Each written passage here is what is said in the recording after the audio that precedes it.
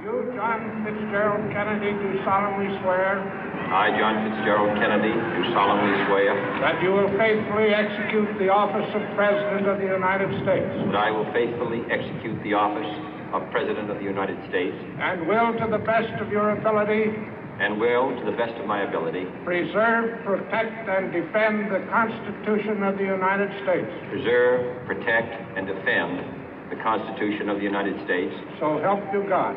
So help me God.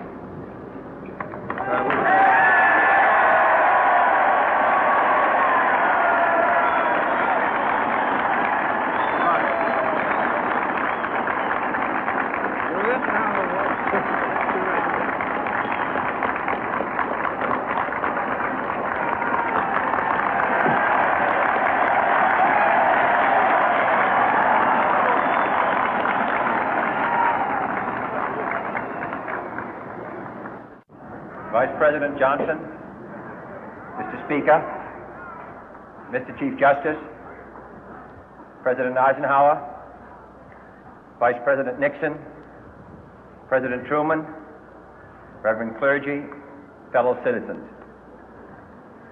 We observe today not a victory of party, but a celebration of freedom, symbolizing an end as well as a beginning, signifying renewal as well as change. For I have sworn before you and Almighty God the same solemn oath our forebears prescribed nearly a century and 3/4 ago. The world is very different now, for man holds in his mortal hands the power to abolish all forms of human poverty and all forms of human life. And yet the same revolutionary beliefs for which our forebears fought are still at issue around the globe. The belief that the rights of man come not from the generosity of the state, but from the hand of God. We dare not forget today that we are the heirs of that first revolution. Let the word go forth from this time and place to friend and foe alike that the torch has been passed to a new generation of Americans born in this century, tempered by war, disciplined by a hard and bitter peace, proud of our ancient heritage, and unwilling to witness or permit the slow undoing of those human rights to which this nation has always been committed and to which we are committed today at home and around the world.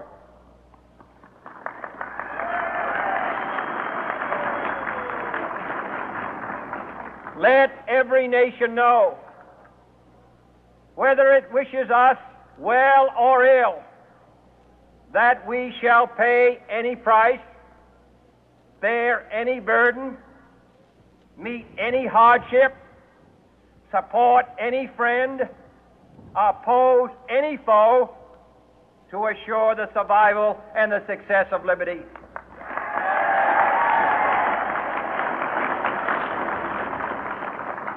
This much we pledge and more.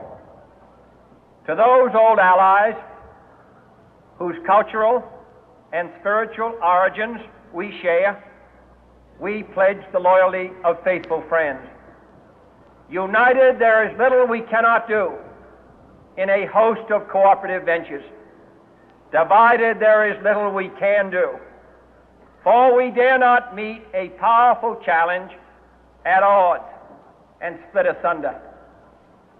To those new states whom we welcome to the ranks of the free, we pledge our word that one form of colonial control shall not have passed away, merely to be replaced by a far more iron tyranny.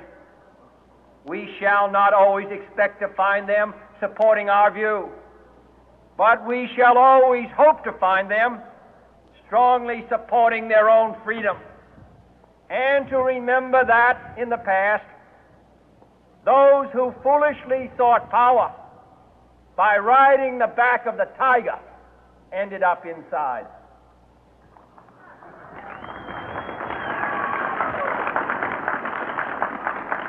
To those people in the huts and villages of half the globe struggling to break the bonds of mass misery, we pledge our best efforts to help them help themselves for whatever period is required, not because the communists may be doing it, not because we seek their votes, but because it is right. If a free society cannot help the many who are poor, it cannot save the few who are rich.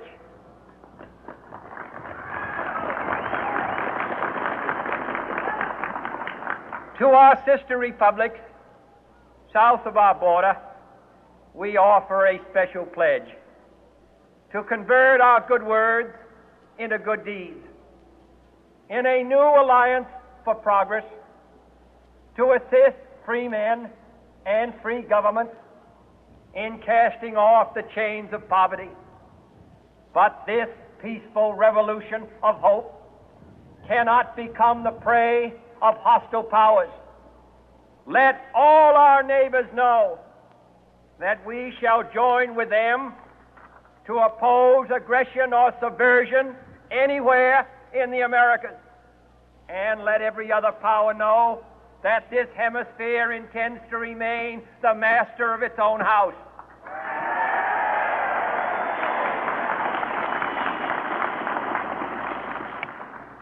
To that World Assembly of Sovereign States, the United Nations, our last best hope, in an age where the instruments of war have far outpaced the instruments of peace, we renew our pledge of support to prevent it from becoming merely a forum for invective, to strengthen its shield of the new and the weak, and to enlarge the area in which its writ may run. Finally, to those nations who would make themselves our adversary, we offer not a pledge, but a request that both sides begin anew the quest for peace.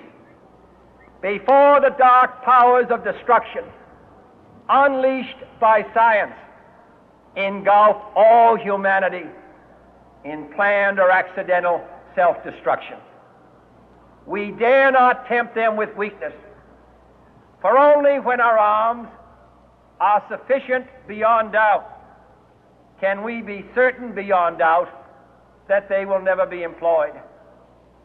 But neither can two great and powerful groups of nations take comfort from our present course, both sides overburdened by the cost of modern weapons, both rightly alarmed by the steady spread of the deadly atom, yet both racing to alter that uncertain balance of terror that stays the hand of mankind's final war.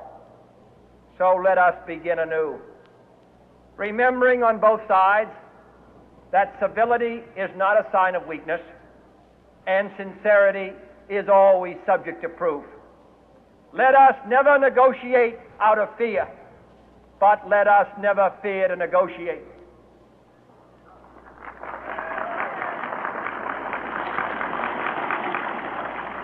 Let both sides explore what problems unite us, instead of belaboring those problems which divide us. Let both sides, for the first time, formulate serious and precise proposals for the inspection and control of arms, and bring the absolute power to destroy other nations under the absolute control of all nations.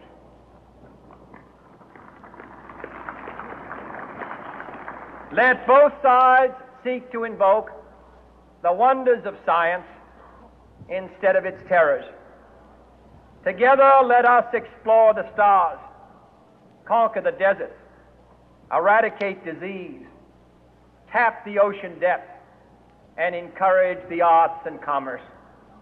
Let both sides unite to heed in all corners of the earth the command of Isaiah to undo the heavy burden and let the oppressed go free. And if a beachhead of cooperation may push back the jungle of suspicion, let both sides join in creating a new endeavor, not a new balance of power, but a new world of law, where the strong are just and the weak secure and the peace preserved. All this will not be finished in the first 100 days, nor will it be finished in the first 1,000 days, nor in the life of this administration, nor even